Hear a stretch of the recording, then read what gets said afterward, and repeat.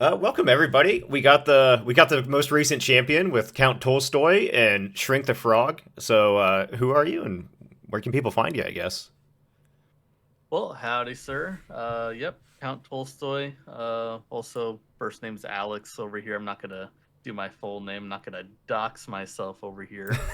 Um, but yeah, I mean, I've been in the sorcery community now since like pretty much November of last year. That's when I got into the game, and I mean, you could find me on Discord primarily. I don't really use any other social media Yeah. besides that. Don't really post anything on Facebook either. So yeah, I mean, if you want to play a game with me, just hit me up on Discord, and I'll show you what Battlemage is all about. Heck yeah. So, your deck here, Shrink the Frog. I remember playing against this a lot in 4020. And do you feel like it's gotten better over the with the deck increased sizes, or where do you think the deck stands? I think that there's a lot more options now, and I mean, a lot of the options kind of do the same thing, but there's more avenues to get there. Whereas a lot of other decks, I feel kind of fell off a bit off of their consistency, Oh yeah. and that's just a boon for my deck because I was struggling against certain types of decks that were very consistent with their sites that were very detrimental to my plan. So like example would be Gnome Hollows or Free City. Well, with the new 50/30 change, those sites come out a lot less often. And I mean, yeah, there's Troll Bridge, but Yeah. um, I think I'm Trollbridge is fine kind of with that. bad. Yeah, yeah, it's not. It can be useful. I mean, if anything, it's just an inconvenience. But like a Gnome Hollows is like I can't even get in there, Yeah. so it's yeah, it's rough. So your main game plan here is to shrink the frog, just shrink your opponent's minions and make them 1/1s and just attack them with battle mage and just draw cards, essentially, right? Yeah, yeah, pretty much. I mean, this is I see this as a tempo deck where if my opponent is playing, their one big minion, Mm-hmm. turn 4, turn 5, and turn 6, and I just have a very cheap spell in hand to get rid of it, as well as getting a card off of it. I mean, it's just you're already ahead on the board just because of that, and pair that with something like a Screaming Skull, yeah, you're just in a really good spot. Yeah, that's kind of like the same kind of idea that Moth has with his control deck, where Riptides turn into kill your thing and draw a card, Yep, and yep. yeah, no that card advantage that both of these kind of ideas have is very strong. Yep, yep. I mean, your shrinks essentially just turn into cantrips that also kill something. Yeah. And then I mean, obviously if you pair that with the Ring of Morgan, oh, it's good night, sir. Start pinging things, start gaining life. Yeah, it's Mhm. really good. Uh, in this list, do you have any like this is much better than you think it is, or some trap cards you tried at some point? And he's like, oh, this is actually kind of bad in this list. I would say the flex cards could probably be like a Castle Haunt Mm-hmm. and Four Waters. I didn't really feel the huge impact that Four Waters had. If anything, I would just play a second Mix Air. Just that one extra mana for the mix and waters does matter. Mm-hmm. Yeah. Yep, yep. Especially like if you draw into it. So say you're doing your turn and then you kill a minion and you draw a card. If it's a Four Waters, you need to at least have the 2 mana up. But if it's a mix, you only need to have the one. And that definitely makes a difference when you're only playing like 4 or 5 sites a turn and you already play like a phase assassin, but you only have 1 mana left. You swing, you draw, mix. Okay, cool. Now I can play this grapple shot from my hand, or just like a blue knight or something else. Yeah, makes sense. Uh, so are you getting you're getting into like 3 mana, maybe 4 mana if like situation allows it. You're just like pumping out three Yeah, drops. very much dependent on my opponent. So if I know that, I mean, if I have a Screaming Skull on and I have a bunch of cheap spells in hand to use it with, Mm-hmm. then I'm usually already on my opponent's side by like turn 3 or turn 4, just because I know that I don't have to worry about putting out bigger minions or having a lot more minions than my opponent if I know I can just go through them all while still hitting them. Yeah, that makes sense. But yeah, I mean that's like very low end. 3 is like the lowest that you'll usually go. But usually, I mean, you want to be at around 5 sites. 5 sites is like your sweet spot where you can play 2 things a turn. You can do multiple things a turn. Um, and yeah, I mean, the other thing is threshold, right? I mean, Yeah, you've got to you make got sure some you scary hit your thresholds over threshold. here. Yes. Yeah, Yep. But I mean, thankfully, with the new set, water sites are in a very good place right now, to where I don't feel bad putting in a bunch of water sites that aren't, like a spring river or a yeah. winter river. The I mean, rivers were kind of like, those, I guess that yes. works, but yeah, Mm-hmm. yeah. Pond is a Mm-hmm. great one. Yeah, yeah. Water sites have gotten a much better one. How do you feel? Wizard's Den, like it's a utility site, but like that card draw. Do you find yourself discarding a card at all? No, typically don't ever have to discard just because uh, You're I'm the either the aggressor, right? aggressor Yeah. or I place my wizard's den, Back to the left or left or to the yeah, right. Yeah, to the left or to the right of my home site. So it's usually a harder spot for folks to get into, especially because I'm playing less sites. So they have to build more into me. But by doing so, they have to, potentially sacrifice a minion that they play yeah. next to me. So it's a conundrum for folks that are trying to do it. I mean, obviously, if you're playing a very fast, aggressive deck, like with the red aggro package Hmm. that has a bunch of charge minions, yeah, your Wizard's Den will probably pop at some point. So at that point, you just have to make sure that you're dumping your hand just to make it so that there's no downside to Wizard's Den.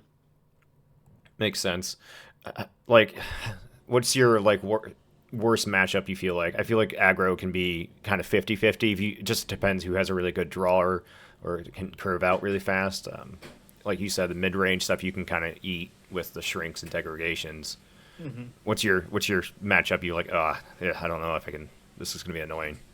I would say right now the most annoying matchup would probably be Archimago. Yeah. But that's really because I didn't put. Now that I've played against it a few times, I already know that I need to have a few thunderstorms in there because they're Okay. not usually playing minions, and my thunderstorms can uh, pretty much hit them wherever. Makes sense. And I mean, thunderstorms always good as well to just deal with, birds and things like that as well. If I'm already in my opponent's side, but they happen to sneak a minion past me, thunderstorms are good for that as well. Makes Just keep sense. my stuff safe. Or if I'm, just hanging back. I mean, thunderstorms were in the previous version of the deck before the 50-30 change. So I'd already play tested them a lot beforehand. Already found a lot of good success with them. But for 50-30, I wanted to try out something different with a lot of the new cards. And Thunderstorm just did not make the cut at the time. But after Sorcery Con, I do see myself putting them back in there and cutting stuff like Castle Haunts and Four Waters. Makes sense. Yeah. After Sorcery Con, I think Archimago is like the deck that kind of like not surprised everybody, but it was the one that did better than most expected. Oh yeah, definitely. It was 3 spots in the top 8. Yeah. So we already know that Archimago is a good avatar to use in this current meta. Yeah, the card advantage you get like Death Speaker is very strong. Hmm. What's the best card out of your list? You feel like you see this and you go, oh, this is going to be a good match. Uh, I guess it depends on my opponent a lot of the times, Yeah. but I would say, hmm, the one card by itself. I mean, Ring is definitely very strong. Yeah. Uh, I would say Pond into Lugbot Cat. If I could do an early Pond into a Lugbot Cat, ooh, Ooh. that just feels so good. Speaking of like an early minion, we can switch over to your semifinals round where you Yeah, mixed aired a phase assassin turn one. yeah, you didn't know Phase Assassin is a turn 1 minion. Yeah. This is semifinals of Sorcery Con where you're gonna turn one mix a phase assassin. This is a highly aggressive play. How do you feel like it was going into this matchup? Yep. Yep. The hand was. Let's see if you could just go back to like the mulligan portion. I cut that out. That's fine. But I mulliganed away like a degradation because I mean, what are they gonna do? Do a phase assassin on me? I don't bank on them having phase assassin, and the rest of their minions aren't mortals, so I'm not gonna, keep a potentially dead card in hand for the game. So mulliganed it, and I got a mix, and I already had ruler and assassin in hand with the right thresholds, regardless. But mix air, I was like, I could probably just mix air this thing out, and if they happen to have, like a turn two free city Hmm. or a turn two bottomless pit, yeah, that would be pretty bad. But if they don't have it, the upside on this is pretty high. So I'm just gonna bank on them not having it, and also not having like a lightning bolt. And you could see my opponent there, turn one, Merlin's tower. So He had to think in for a minute too. I it's like yeah, it's yep, like yep. I would be sweating in in my socks, just like, what am I supposed to do? If this is turn one, this is yeah. Yeah, and typically, I mean, with Avatar of Air, you're not playing as many. You're kind of playing so close to like similar amount of sites that a battle mage would do, as far as like between 4 and 5. Hmm. Um, so the They only fact that he put have down the Merlin's tower, I didn't think that he had enough threshold in his hand to play it reliably. So that's why he kind of like sacrificed its ability to just play it now yeah. instead. And yeah, I mean, just swinging for three. Hopefully, he doesn't have a lightning bolt or the pit next turn. I'll just put down my core and just say pass. Yeah, and the core on turn two sets you up for a ruler of Thule. That ruler just turns this whole game on its head. Mm-hmm. Yeah. Yep. Yep. So turn four, you you attack for how much do you attack for? Like Attack for 11. 11 on turn four, just out of nowhere. Seems really Mm-hmm. strong. Yeah, Avatar of Air not hitting a defensive site really kind of Correct. Yep. hurts. Yeah. So like right here, you played a beacon. Beacon is a pretty good card, honestly. Now that I've played against it a few times, it's not that great for me. I wouldn't play it myself, but I mean, Beacon's really like another tower. Sometimes it could even be better than a tower Yeah, with you can potentially get getting 3 mana for three a mana turn. off of a site. It's just yeah, Mm-hmm. Mm-hmm. And like for the monocolored, like mono air decks, like I see it being a very good addition. yeah, because like if you get tower, cool. If you get more than tower, that's even better. So Mm-hmm. you moved back into the void to get stealth. Is that just a setup for the next turn for ruler? Yes. In Yeah, case also if he had a grapple shot or some like a trinket or something to in trade his hand. profitably. Yeah, I didn't want him to get a profitable trade on it, and I didn't think that the 3 damage at right now was a good enough upside for the situation. And so I just said, I think I'll just gonna hang back for a bit. I'm gonna have ruler next turn. He'll be at 4, Hmm. so even if he does have trinket, he'll at least have to trade something, But Yeah. I mean, right here, I just opted for moving into the void for the stealth, and then playing feast for crows. And as you can see there, I named Gyre Hippogriffs. Everyone was saying, what a lucky guess. Nope, nope, not for me. I knew exactly what I was doing in this matchup. So for all you haters out there that think that this is all just luck, no. You were supposed It's to name Boulder. That was the one you were supposed to yeah, name. Zalem was saying that I should name Boulder Yeah. or Maddening Bells, but I did not see this matchup going that way. Even if my um opponent was going to play that kind of stuff, I was kind of moving myself in a way where, you know, it wasn't going to be uh it wasn't going to be like the best play for them essentially, like it's not going to be like the most optimal play. I wanted to kind of shake things up a bit, and so my opponent, he was at 2 sites, and I hadn't seen him play a tower yet, and for me, I already knew that I was going to be doing ruler next turn, but I can't hit flyers. So what do? I just named the Hippogriff because that's the minion that I don't want to see, a minion that gets immediate value when it's on the board, and it's a flyer that I can't attack. Efficiently I don't deal want to with. use a Yeah. Yeah, I don't want to use a grapple shot on it, so I just decided to name Gyre Hippogriff. I didn't want to see them this game. Call PETA. And yeah, apparently he had two in his hands, so it was a pretty good call. Yeah, even if you get one.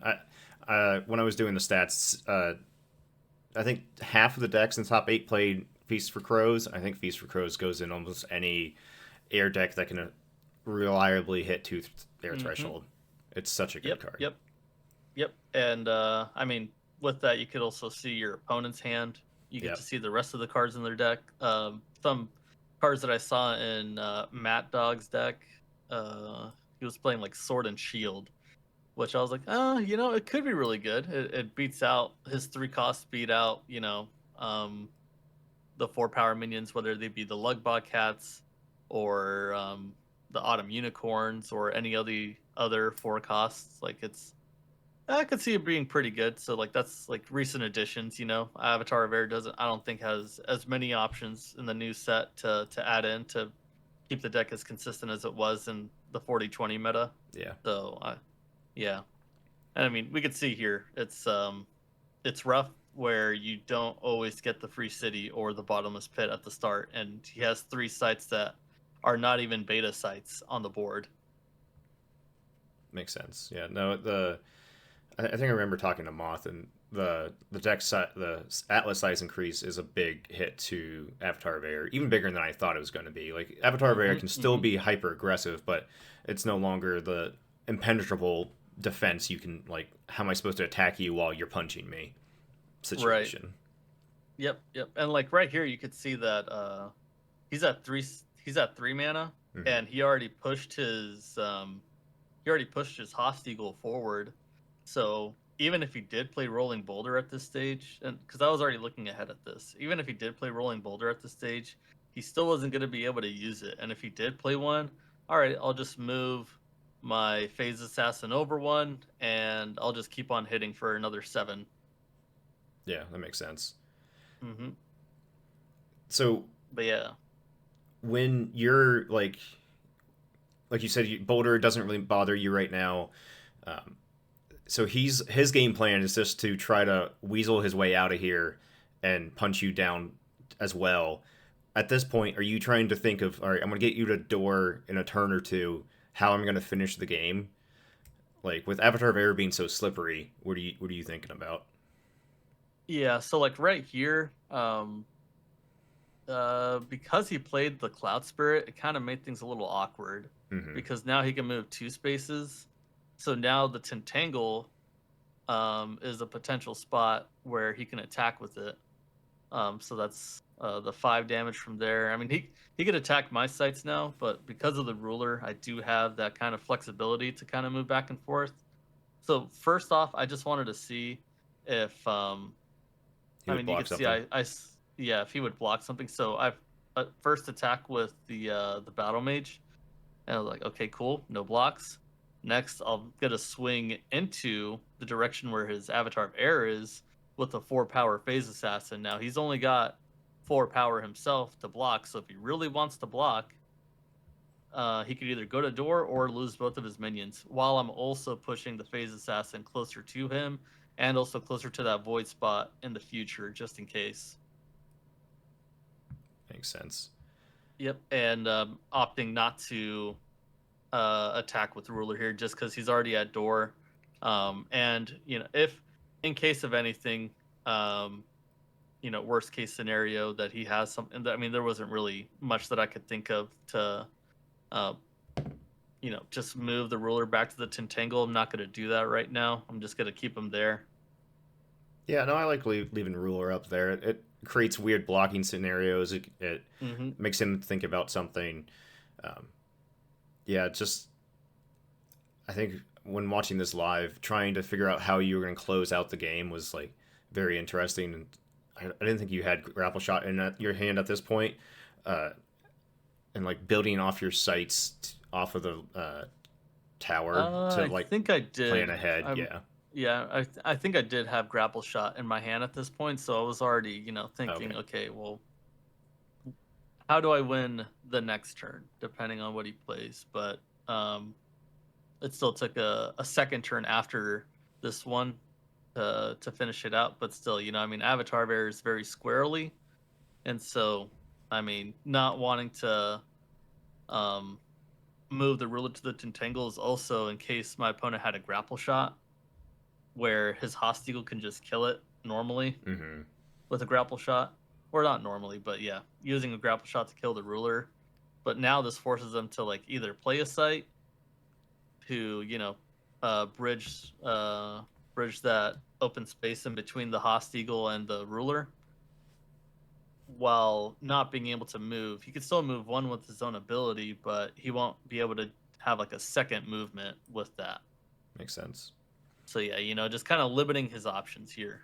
And if he really did want to get rid of the ruler, I mean that's just another card that he's investing into it. So um at this point it was just ensuring that I could keep this phase assassin alive somehow. Um yeah, that was really the main plan at this point because Yeah, I knew that phase assassin was going to be like pivotal to closing out his options once it had stealth. yeah. The stealth on Phase Assassin just makes it almost impossible to deal with. Um, Hmm. so that makes a lot of sense to go for there. Uh, when you did a turn one mix and then was able to get him to death's door, did you think you were like just gonna you were I mean you were in a pretty commanding position, but he was able to eke out like some damage on the next turns or two. Was it like when you're in these last two turns kind of try to finagle your way into a victory? Is it a little bit like oh well I now I have to worry about actually dying on going to death's door, or are Hmm. you just like still going straight for the kill? Yeah, so when I played the Feast for Crows, I saw that he had the Devil's Egg in hand, Hmm. and he already has a Host Eagle out. So in my head, I was like, okay, he's probably gonna get like um, at least 6 damage off of this Devil's Egg just off of my game plan right now. So if he plays a lot more minions here, like he's probably gonna get me to door as well. Like usually, like within a turn of me getting him to door, just because of, you know, Devil's Egg is very good at whittling your opponent down pretty fast. And yeah, I disregarded any defense at all. Not gonna worry about that. All I'm doing is trying to corner him to a position where even if I'm on door, my minion can still eke it out pretty Makes sense. much. Yeah, so if you did Feast for Crows, if you didn't name Heist Eagles or Gaia Hippogriff, sorry, do you think this game plays differently? Are you in like a more of a danger of losing it, or with two Heist Uh Eagles in hands, what do you think he's oh, able you to? mean the gyre hippogriffs? Yeah, Gaia Hippogriffs that charge and attack for three. Yeah, I mean he probably would have gone rid of the ruler at some Mm-hmm. point, or he would have just gone for damage as well. Um, it's also hard to say. I mean, if I would have named like a grapple shot instead, then yeah, like that wouldn't have been useful at all. It would have been essentially like a dead card to name. So um, it was pretty fortunate that he did have the two in hand. Yeah, But I was already looking at like the future as far as what do I not want to see next turn and the turn after. Because if he did Hippogriff his turn 3 and his turn 4, like these are just folks that I'm not going to be able to block against, and they're already going to be on my side. and that's an Um, extra 6 damage to deal with, and yeah, 6 damage a turn yeah, after already getting in 3 damage the turn that they got in. So it's yeah, I think my choice there of naming the hippogriffs was just to make sure that I was able to get him to door first. yeah. No, that name was a very well informed name against, like you said, you play tested against a lot of Avatar of Air, but like Oh yeah, it was like one of my worst matchups. That and like roots control was those are my two worst matchups where Avatar of Air is like a 50-50, which I mhm. don't really like it being a 50-50. I don't like coin tosses when I'm, playing constructed. Oh yeah. You want like a six. You want at least like 60% chance of winning, right? Like Right. just a Mhm. little bit of a favor. Mhm. Yeah.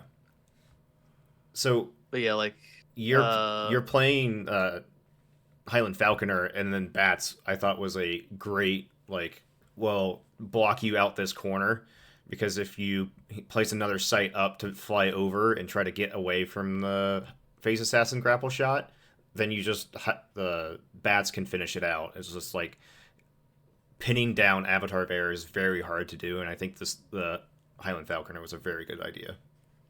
No, yeah, I mean, really, what separates, like those extra wins and losses, those extra percentage points between like playtesting and stuff, is giving yourself the most optimal, the most options available, and playing my Falconer right there to then have it be a potential blocker for the ruler Mm-hmm. while not even having airborne, just because of the ruler's ability.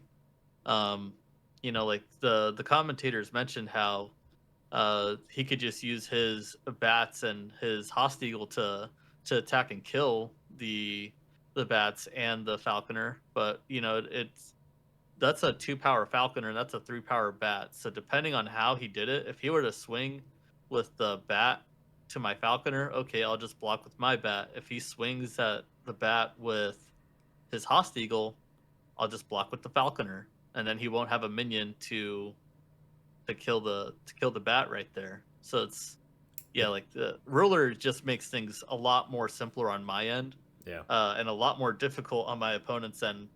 Just trying to figure out how they actually want to trade here, because I mean, ruler just makes any trade like a lot worse for my opponent. That extra power and It, that extra yeah. mobility across the region, it's really good.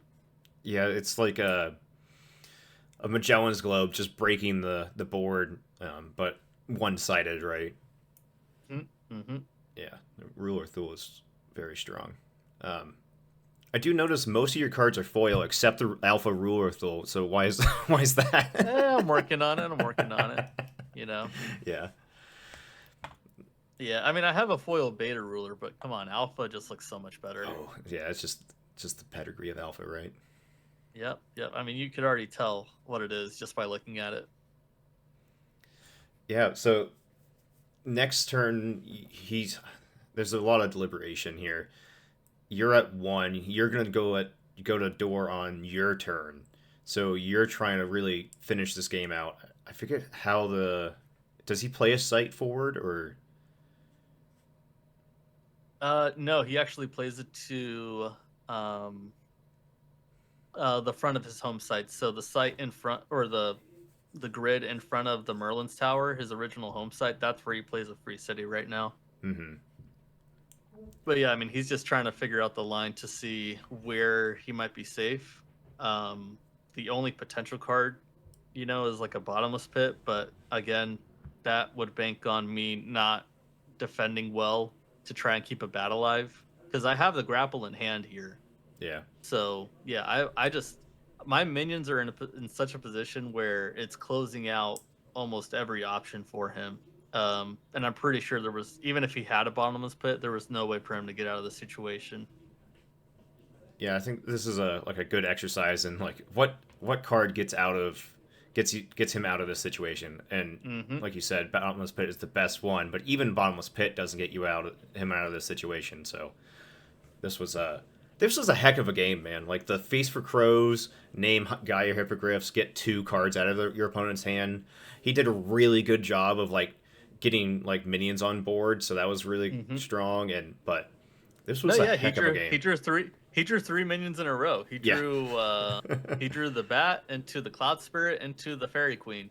I was like, wow, if he just drew one less minion, this would be a lot more simple for me. Yeah, it would be a lot You know, easier. it wouldn't require me to have to, position myself in this way. Like it would have been a much simpler match. But I mean, I had a lot of fun. This is a very good match. And yeah, I mean, it's nice being able to beat a very skilled player, because Matt's a great player, and Avatar Bear is always such a scary avatar to play against. Yeah. No, Matt's from New Zealand, right? Yes, yep, Yeah. Matt Dog and Z. Yeah. No, the this whole game was just an expert decisions on his end for the situation he was in. You had a hell of a start with the turn one phase assassin, and but even with all that, I think he did a very good job of playing to his outs and doing damage. And like you're at Hmm. one, and you're going to be at door, but you got him to door a turn or two earlier, and that's really Yep. what matters in a lot of these 50-50 Oh matchups. yeah. It's just who gets to them to door first.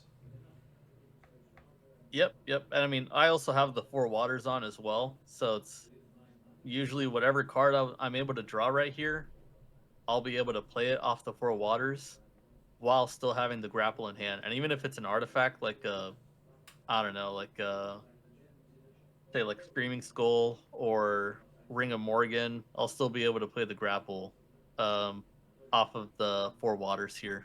And Hmm. yeah, I mean I have the grapple right there. Yeah. He just pushed himself right in front of the ruler. And yeah, that was pretty much GG's from there. And then this one is a bit of a different game. Uh, uh, Yeah. I mean the Avatar of Air game was definitely a lot more decision intensive just because of the nature of Avatar of Air and being able to move. That mobility, just you have to think, okay, my opponent has movement +2 with airborne at all times. How do I get him? How do I clip his wings here? yeah, it's a very slippery avatar for sure. And Hmm. then oh, I forget names. Oh, Murray? Oh, Murray, Murray? that's right. I met Murray at Gen Con. Murray's a great guy. He's Oh funny yeah. and loud and pretty friendly. Yeah, Uh, like I remember seeing him at Gen Con and yeah, like everyone's kind of like uh what's a good word? Uh he's got a very magnetic personality. I had so much fun playing against him, both this match as well as like round 5 of the Swiss mm-hmm. rounds that we were doing. Like I had so much fun playing with him both games. It just, you know, just one of those games where it reminds you why you just love the game because it's a lot of fun playing with your opponent. Yeah, the game is a lot of fun. Why are you playing this game unless to have fun? Um, but yeah, Murray's playing a Geomancer, big mana, play a big boom boom every single turn. Hmm. Exactly what your deck just eats alive, right? Yes. Now, I because I did play them earlier in the day, I did see that he had roots. Mm-hmm. I did see that he had the roots in his deck. So in my head, okay, he's got a very low probability of being able to play roots and pop it, but there's always that factor, to where I just might lose because my opponent was able to get the roots out. Um, so in my head, I'm just telling myself, if you lose to that, you lose to that. That's totally fine. His deck, that's why it's in there for those kinds of situations. So let's just play the deck as normal.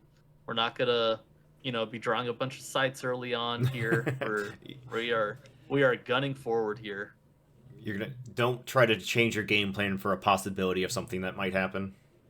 Yeah, especially with with 50-30 now, it's a lot lower possibility of it happening. That makes sense. Yeah, and then in this game, I think was it like midway through, you just tell him how to block most profitably. So you can only draw one card if he double blocks, and you explaining that. I think that just kind of shows how this community even treats a high level competitive game match is still, hey, this game is new. We're all still learning. I want to play the best game we can possibly play. So, like, helping out your opponent just feels good. No, yeah, like if because there were a few plays here and during the game where he could have played a bit more optimally. And I mean, it would have probably dragged the game out a bit longer, maybe an extra turn or two, and he could put out some of his bigger minions. So, you know, I really like Murray. He was a lot of fun to play with. So he's a guy that I want to see succeed in the future. I mean, if he beats me in the future, I'll be like, you know what? Hell yeah, man! This guy.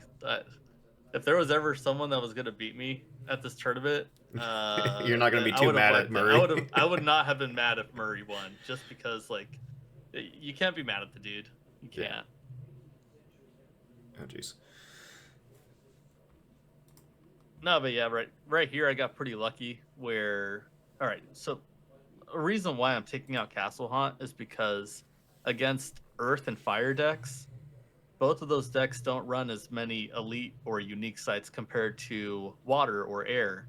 And They're usually playing like their dual lands, their really good ordinaries and exceptionals that they got with the new AL set, and then just all the really good exceptional sites that Earth already had. So yeah, Castle Haunt isn't as good in a lot of different matchups after playing it a few times, but I just happened to get lucky here where Murray was kind of forced into playing the Rift Valley off of the Geomancer's ability, Yeah, and it just happened to be right in front of him. So I was like, all right, it was just one of those games where the deck kind of played itself here, where I got to not really think too hard about keeping this Castle Hunt in hand, and I could just slam it down. makes sense. hmm And yeah, I mean, right here you could see that he plays a Root Spider in front on his Windmill instead of back on his Rift Valley. Um, I'm not sure if he thought that he could move forward with the Root Spider afterwards to be on my home site, even though it's a water site. Yeah, and then the Screaming Skull in this matchup is exactly what you want to see. You can shrink stuff, untap, draw. Yep. Yeah, yeah, Yeah. I and then mean, connecting the site here is an interesting choice. Every time I played yeah, against that you, it's was the like other I don't thing. I want to can connect. I don't want to be anywhere near your deck. I don't want to be like giving you avenues to attacking. No, yeah, and like because I had the Screaming Skull in hand, I knew how I wanted to play my sites at the start. I just wanted to play them in the back row and then see if he'll play onto me on Mm-hmm. my side. And if he ever does, then I get immediate value off the Screaming Skull by being able to untap. Makes sense. And I'll just skip a little bit ahead in the game here. Um, so at this point, you're fully in his neck of the woods. He's still playing mana. If you go back like 5 seconds to where he still has the Autumn Unicorn, we were talking about how like, oh, what's the name of the deck? Oh, it's Battlemage is a problem.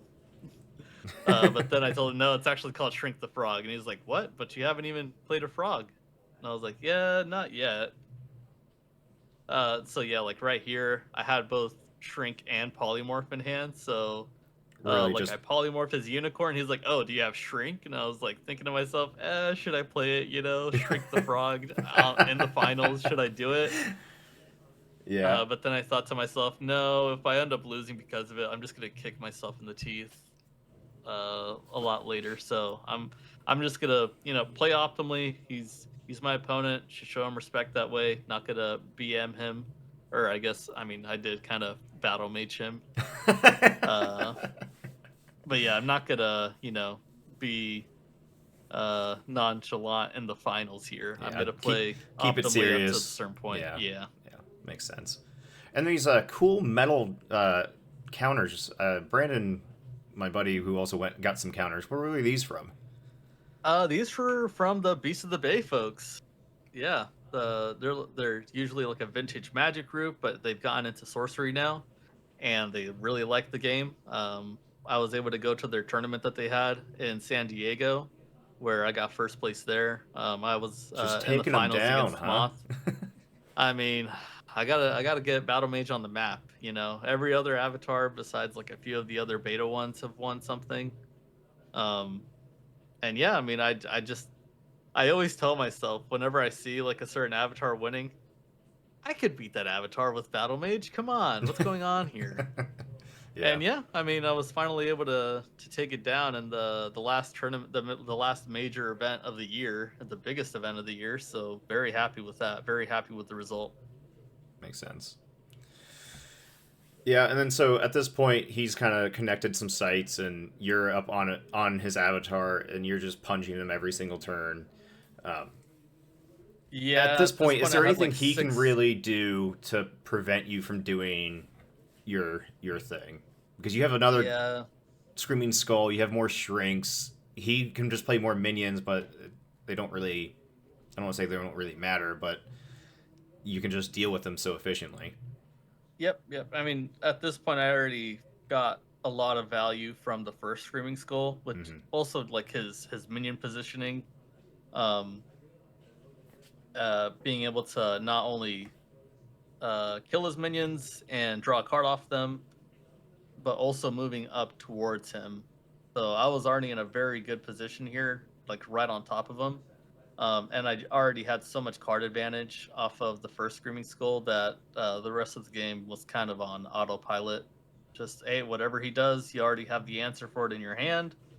And yeah, this right here is Yeah, the where I explained double blocking to him because he hadn't done it for the tournament. yeah double blocking Battlemage with 2 minions is your best bet to just reduce the number of cards they can draw with Screaming Skull.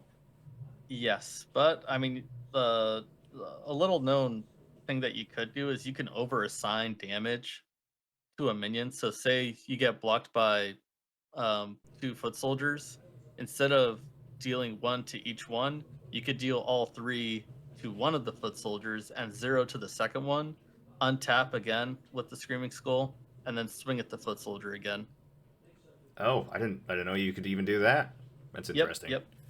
I asked Zach just to make sure a few months ago because I was really thinking about it. I'm like, man, I really don't like double blocking against these small minions. I want to eat more.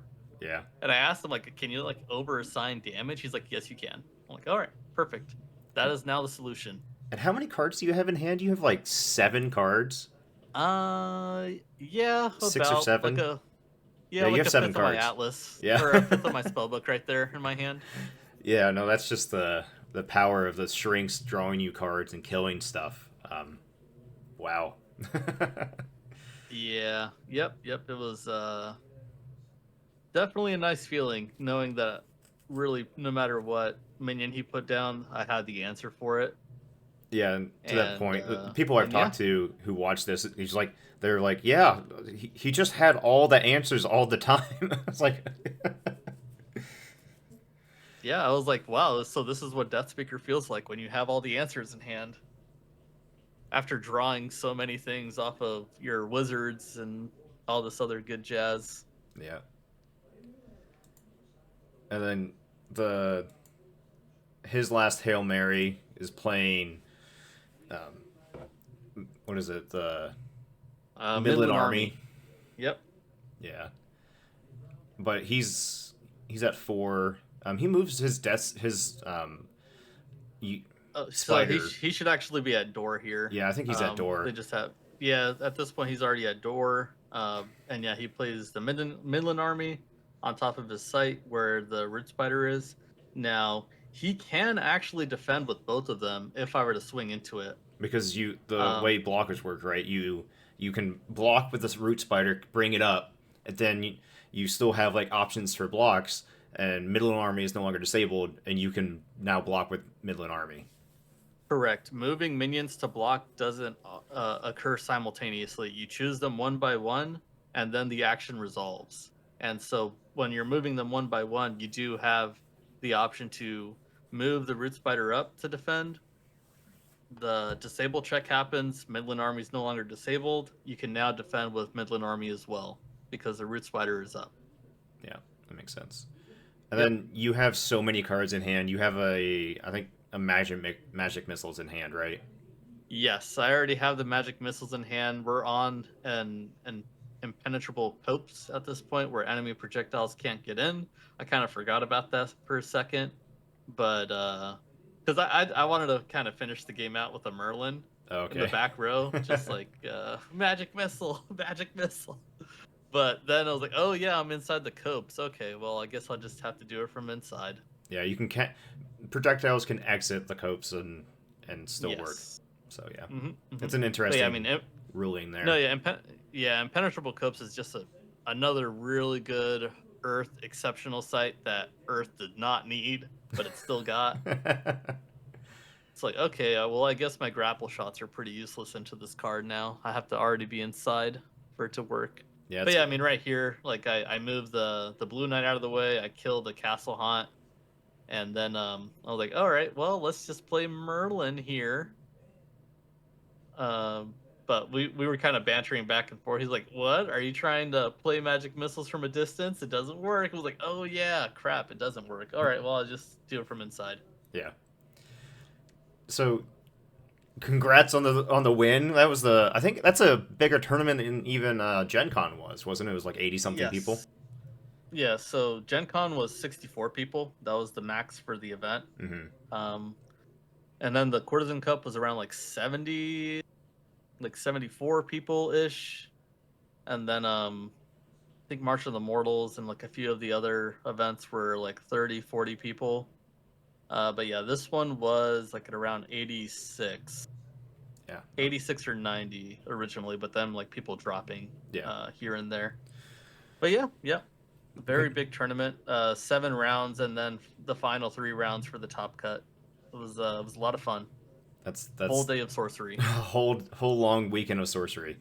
No, that was watching it on stream was very cool. Seeing people I knew from Discord was really cool. Seeing people I've seen at Gen Con and just like, oh, this is like the community is still small and it's still growing. And if you, if anybody's watching wanting to get in sorcery, now is a great time to do it. Oh yeah. I actually dropped out of the main event of the sealed event, the day 2 event. I dropped out of it so I could play constructed. Mm-hmm.